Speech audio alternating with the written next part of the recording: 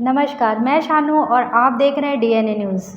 भगवान श्री रामचंद्र जी का जन्म यज्ञ से हुआ था। ये यज्ञ श्रृंगी ऋषि ने किया था। क्या आप जानते हैं कि श्रृंगी ऋषि छत्तीसगढ़ के थे?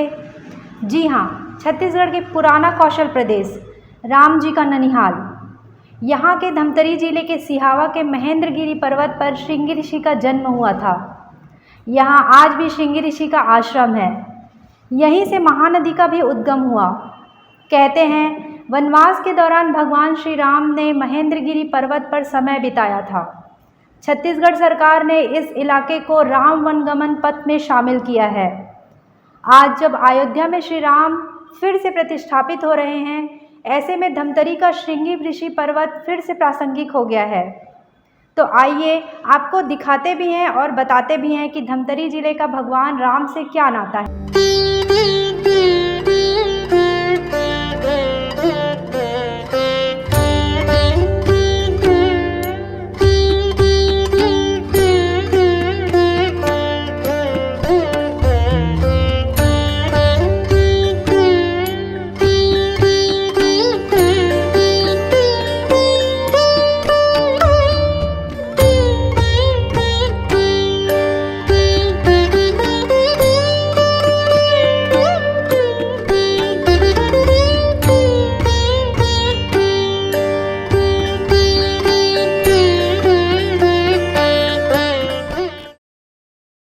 छत्तीसगढ़ की राजधानी रायपुर से दक्षिण दिशा में करीब 160 किलोमीटर दूर धमतरी जिले में बसा है ग्राम पंचायत सिहावा, जो कि महेंद्रगिरी पर्वत के नीचे और महानदी के तट पर बसा हुआ गांव है। सिहावा पहुंचते ही ऊंचे पहाड़ पर मंदिर और उस पर लहराते ध्वज को नीचे से ही देखा जा सकता है। यही पहाड़ की चोटी पर श्रृंगी ऋषि का आश्रम, इसे बोलचाल में श्रृंगी पर्वत भी कहा जाता है। पहले ये वीरान हुआ करता था, लेकिन आज यहाँ मंदिर, मंडप, सीढ़ियाँ, बिजली, पानी सभी चीज़ों का इंतज़ाम है। लोगों के दान और पंचायत की मदद से किया गया है। करीब 450 सीढ़ियाँ चढ़कर जब हम यहाँ पहुँचे तो यहाँ यज्ञ की तैयारी चल रही थी। मंडप, ध्वज, कलश, रंगोली, तमाम इंतज़ाम में लोग लगे हुए थे। ये एक सुखद संयोग ही माना जा रहा है कि 2017 में स्थानीय वेदाचार्यों और पुजारियों ने 21 जनवरी को ही श्रृंगी ऋषि का प्रतिष्ठापन किया था और 2024 में 22 तारीख को अयोध्या में रामलला का प्रतिष्ठापन हो रहा है। बहरहाल इस आश्रम में कई प्राचीन खंडित प्रतिमाओं को भी सहेज कर रखा गया है। इनके बारे में कोई नहीं जानता कि ये क्या है, किस निर्माण का हिस्सा है, लेकिन इन्हें सुरक्षित रख लिया गया है। आश्रम में चट्टान के नीचे श्रृंगी ऋषि की तप करते हुए प्रतिमा है। श्रद्धालु यहाँ आते हैं, पूजा करते हैं। इस आश्रम का प्रबंधन और रख रखाव गांव के ही पुजारी और स्थानीय वेदाचार्य करते हैं, जिन्हें आम लोगों की तरफ से पूरी मदद मिलती रहती है। फिर चौथे पन आगे राजा दशरथ के है न कि कोई मेरा संतान नहीं है, तो फिर श्रृंगी गुरु वशिष्ठ के पास कौशल्या है और राजा दशरथ फिर मैंने जा कर के गुरु की शरण में गए। कहे कि महाराज हम दिन दुखी हैं, हमारे कोख में कुछ संतान नहीं है। चक्रवर्ती राजा रहते हुए संतान बिना हमारे राज्य अधूरा है, हमारे कोख अधूरा है। किस कारण मैंने रुके हुए कि हमारे कोई संतान है कि नहीं है। वेद विचार से निकाल के देखो परमात्मा गुरुदेव, ऐसे कह कर के राजा दशरथ और कौशल्या है तो दंड शरण प्रणाम करके गुरु जी को कहने लगे। गुरु जी वेद विचार निकाल के कहे कि आपके वेद विचार से आपके चरचर संतान हैं, तो संतान है तो फिर कर्म करे लगे। कर्म करो, फल की इच्छा मत करो, कर्म करते रहो। तो का कर्म गुरु जी? तो कहे कि महाराज पुत्रेष्टि यज्ञ प्राप्त करो, पुत्रेष्टि यज्ञ करवाओ, आपके मनोकामना पूरा हो। ऐसे कह करके राजा दशरथ चला। वशिष्ठ गुरु जी है, बताए रास्ता बताए। तो कहे राजा दशरथ पूछा कि महाराज श्रृंगी ऋषि महाराज तो है, कहाँ हैं? तो कहे महेंद्रगिरी पर्वत में तप कर रहे हैं, उसको बुला के लाओ। राजा जा कर के कहे कि राजा मन को, मंत्री मन को कि जाओ वीरभांडा सिंगी ऋषि बुला के लाओ, पुत्रेशी यज्ञ करवाना है। तो कहे हम तो शहर के हैं महाराज, कहाँ पहाड़ पर्वत डोंगरी ढांगरी, कहाँ जंगल झाड़ी, ये हमारे समझ से बाहर हैं। राजा कुमलाए हुए, वही समय शांता आए और पूछे कि पिताजी किस कारण आप माने मुरझाए हुए हो, कुमलाए हो? कि बेटी महेंद्रगिरी पर्वत में सिंह ऋषि महाराज तप कर रहे हैं, उसी के लिए बुलाना है और वही महाराज से हमारे यज्ञ पूर्ण होगा, हमारे मनोकामना पूरा होगा। ऐसे कहा करके शांता को कहे। शांता कहने लगी कि माँ पिताजी आप फिक्र मत करो, हम 1 हफ्ता के बीचों बीच हम सिंह ऋषि का लेवा करके ले लांथन आपके सामने में। वहाँ से 7 अप्सरा आए शांता सन में और आ करके वहाँ 56 प्रकार की व्यंजन सिंह ऋषि महाराज को खिला खुली करके प्रेम रिझा करके फिर प्रेम के डोंगा में बैठा करके फिर अयोध्या गए।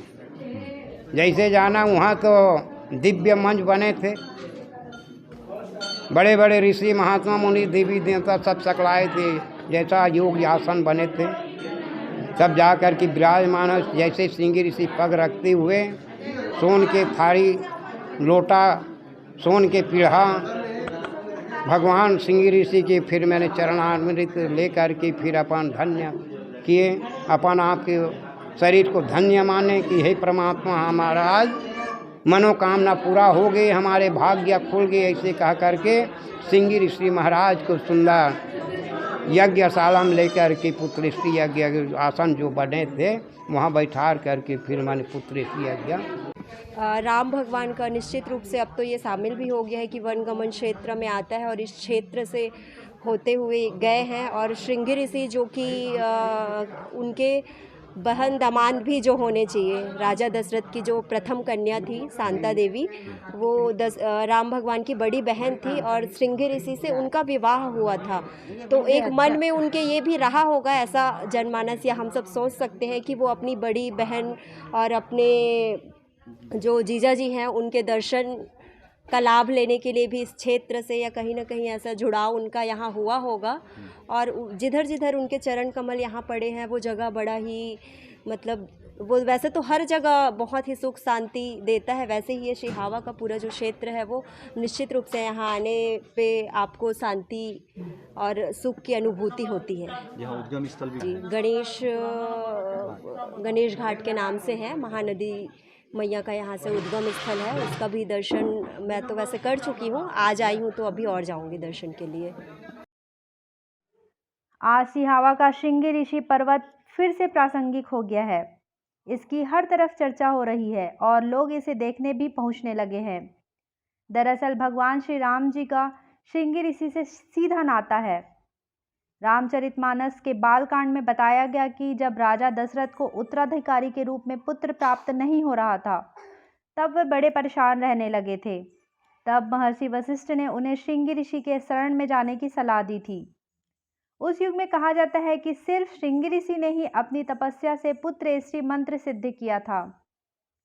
तो महर्षि वशिष्ठ के कहे अनुसार राजा दशरथ सिहावा के महेंद्रगिरी पर्वत में आए और श्रृंग ऋषि की शरण में जाकर उनसे पुत्र श्री यज्ञ करने की प्रार्थना की। कहा जाता है कि राजा दशरथ के साथ श्रृंग ऋषि अयोध्या गए, वहां उन्होंने यज्ञ किया और उससे प्राप्त खीर को राजा दशरथ की 3 रानियों को खिलाया। इसके बाद भगवान श्री राम, भरत, लक्ष्मण, शत्रुघ्न का जन्म हुआ था। धार्मिक ग्रंथों के अनुसार श्रृंग ऋषि का जन्म हिरणी के गर्भ से हुआ था। उनके माथे पर सिंह था और इसी सिंह के कारण उनका नाम श्रृंग ऋषि पड़ा था। कहा जाता है कि श्रृंग ऋषि महर्षि विभांडक के पुत्र और कश्यप ऋषि के पौत्र थे। कथाओं में ये प्रसंग आता है कि विभांडक महान तपस्वी थे जो महेंद्रगिरी पर्वत पर रहते थे। साथ ही वो बेहद आकर्षक देह यष्टि वाले थे। स्वर्ग की अप्सराएं उन पर मोहित हो जाती थी। एक बार जब विभांडक ऋषि तपस्या कर रहे थे, तब एक अप्सरा हिरणी का रूप लेकर उनके करीब चली गई और इसी समय विभांडक ऋषि का वीर्य स्खलित हो गया और पास के जलकुंड में मिल गया। इस पानी को उस हिरनी ने पी लिया और गर्भवती हो गई। इसी हिरने के गर्भ से श्रृंगी ऋषि का जन्म हुआ था। ये भी कहा जाता है कि श्रृंगी ऋषि हमेशा महेंद्रगिरी पर्वत पर ही जन्मे, यहीं रहे, यहाँ तपस्या की। उन्होंने कभी किसी स्त्री को नहीं देखा था।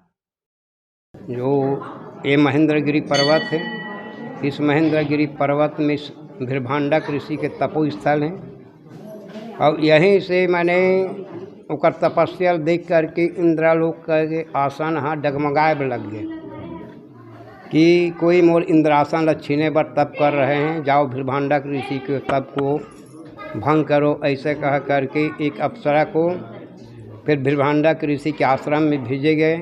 वो अप्सरा भृभांडक ऋषि स्नान कर रहे थे, वही प्रातःकाल इंद्रलोक की अप्सरा उड़ते हुए आ करके मैंने ओकर दिव्य दृष्टि देख करके भृभांडक ऋषि की ओकर वीर्य स्थान खसल गए। तुरंत अप्सरा हिरणी बन करके उस वीर्य को पी करके मैंने गर्भ में रह गए। अब गर्भ में रह करके यहाँ से उत्तर प्रदेश चल दिए हिरणी। ग्वालव ऋषि के आश्रम में 2 बच्चा जन्म दिए, एक श्रृंगी ऋषि महाराज पाछे तरफ कुटिया में और हिरण के बच्चा सामने तरफ। 1-2-4 रोज रहे। हिरण के बच्चा ग्वालव ऋषि को तपस्या करते करते मन उसको दिमक चढ़ गिरी। चढ़े के कारण वही समय हिरणी के बच्चा है तौन उधल कुचल करके उसका तपस्या भंग कर दिए। जैसे भंग हुआ, नेत्र खुला ग्वालव ऋषि के और हिरणी के बच्चा हिरण सामने थे, वो जल करके राख हो करके उकर आत्मा है तौन सीधा इंद्रलोक मैंने प्रस्थान किए। उनकर मुक्ति हो गई। बाद में ध्यान लगा करके पूर्ण दृष्टि से देखे, पाछे तरफ कुटिया में जा कर के ग्वालव ऋषि कहे भृभांडक ऋषि के पुत्र सिंह है, ऐसे कह कर के उसका नाम रखे गए श्रृंगी ऋषि महाराज। श्रृंग स्वामी भी कहते हैं, श्रृंगी ऋषि महाराज कहते हैं। 2 नाम है, जैसे भृभांडक ऋषि के 2 नाम, एक समीक ऋषि, एक माने भृभांडक ऋषि। यही भृभांडक ऋषि के पुत्र श्रृंगी ऋषि महाराज को जन्म दे करके फिर मैंने ग्वालव ऋषि विद्या प्राप्त किए, पुत्रिष्टि मंत्र दिए, वृष्टि मंत्र दिए, कई प्रकार के शास्त्र के मंत्र दे करके 18 साल के बाद ग्वालव ऋषि महाराज महेंद्रगिरी पर्वत भृभांडक ऋषि के पास में लाएंगे। कहे ग्वालव ऋषि जी महाराज भृभांडक ऋषि के आपके पुत्र संभालो। कहे कि मैं तो बाल ब्रह्मचारी हूँ, मैं कुछ नारी के मुखे ही दे और शादी नहीं की हूँ, कहाँ से मेरा संतान होगा। तो कहे महाराज गौर दृष्टि देखो। फिर गौर दृष्टि से फिर अप्सरा के बारे में देखे कि कहे है मेरा संतान, बहुत विद्वान है, ऐसे कह करके भृभांडक ऋषि है तौन श्रृंगी ऋषि महाराज महेंद्रगिरी पर्वत में स्थान दे करके और भृभांडक ऋषि महाराज है कौशिक नदी के किनारे जा कर के कुटिया बना करके महत्तब करने लगे। चौथे पन आ गए ऐसे कह करके। और फिर यहीं से श्रृंगी ऋषि महाराज तपस्या करते करते कभी खोल खाना है, हजारों साल बैठ देने वाला श्रृंगी ऋषि महाराज ये चारों युग में विद्यमान है। स्वयं शिव के माने अवतरित थे। बचपन में मैं और आई थी जब छोटी थी तो अपने दादा दादी के साथ। उसके बाद एक बार जब मेरा विवाह हुआ उसके उपरांत आई, फिर अभी बच्चों के साथ आई हूँ। आप 3 बार आ चुके हैं यहाँ, क्या यहाँ की मान्यता है और क्या क्या देखने सीखने को मिला आपको, क्या जानते हैं इसके बारे में? जी, यहाँ की मान्यता जो है वो बहुत ही बचपन से मैं सुनते आई हूँ। यहाँ आने के बाद बहुत से जैसे हम अपने मन में मन्नत या किसी भी चीज़ को सोचकर जो आते हैं वो ज़रूर पूर्ण होता है, ऐसा यहाँ की मान्यता है। और इसीलिए मैं बचपन में आई, फिर विवाह उपरांत आई, फिर अभी बच्चों के साथ आई हूँ। तो मन में अगर कुछ आप लेके आए हो तो ज़रूर पूर्ण होता है, ऐसा विश्वास है। और साथ ही साथ अभी का जो ये हो रहा है साल भर में, अभी जब इस टाइम पे जो होता है, जो निसंतान जो दंपत्ति है वो अगर बहुत सालों से जिनकी संतान नहीं हो रही है, उन लोग यह कामना लेके इस यज्ञ में बैठते हैं और यज्ञ के उपरांत जो खीर प्रसाद के रूप में वितरण होता है उसको खाने से मतलब ज़रूर आने वाले सालों में या उसके तुरंत उपरांत ही संतान की प्राप्ति हो जाती है। ये एक बहुत बड़ी मान्यता है यहाँ की। ये ऐसा हो चुका है, आप देख चुके हैं ऐसा? जी सुने। सिहावा के श्रृंगी ऋषि पर्वत पर माता शांता का भी छोटा सा मंदिर है। माता शांता राजा दशरथ की सबसे बड़ी संतान थी, यानी भगवान राम की बड़ी बहन थी, जिन्हें माता कौशल्या की बहन ने गोद लिया था। राजा दशरथ ने पुत्रेष्टि यज्ञ के बाद श्रृंगी ऋषि को श्रेष्ठ दक्षिणा के रूप में अपनी बेटी शांता को दिया था और इसी कारण श्रृंगी ऋषि आश्रम के पास माता शांता का भी मंदिर बनाया गया है। मान्यता के अनुसार ये भी कहा जाता है कि निसंतान दंपति श्रृंगी ऋषि के आश्रम में पूजा पाठ और यज्ञ के बाद संतान प्राप्त करते हैं। भाई श्रृंगी जी का, जो श्रृंगी ऋषि महाराज जी का तो आप पुराण पढ़ चुके हैं। पुत्रेष्ट यज्ञ इन्होंने बाबा जी ने किया था, जिनके माध्यम से राम जी प्रकट हुए थे। अच्छा, और इनका क्या रिश्ता, थोड़ा अच्छे से और बताइए ना। कहने की बात तो ऐसा है कि जीजा और साला का रिश्ता है इनका, अच्छा, क्योंकि शांता जी राम जी की बहन है, तो उनके हिस्से में आप देख सकते हो जमाता बनता है उनका, जीजा जी बनते हैं। श्रृंगी ऋषि पर्वत से ही छत्तीसगढ़ की जीवनदायिनी महानदी का भी उद्गम माना गया है। पर्वत पर एक छोटा कुंड है जो कभी सूखता नहीं। कहा जाता है कि महानदी यहाँ से निकलकर गरियाबंद की तरफ बढ़ रही थी। तब श्रृंगी ऋषि ने महानदी से अनुरोध किया था कि आप जिस दिशा में जा रही है वहाँ आपका सम्मान नहीं होगा। तब महानदी ने अपना रुख मोड़ा और धमतरी राजिम की तरफ बढ़ी। ये भी कहा जाता है कि वनवास के समय भगवान राम लंबे समय तक महेंद्रगिरी पर्वत के आसपास रहे। छत्तीसगढ़ सरकार ने इस इलाके को राम वन गमन पथ में शामिल किया है।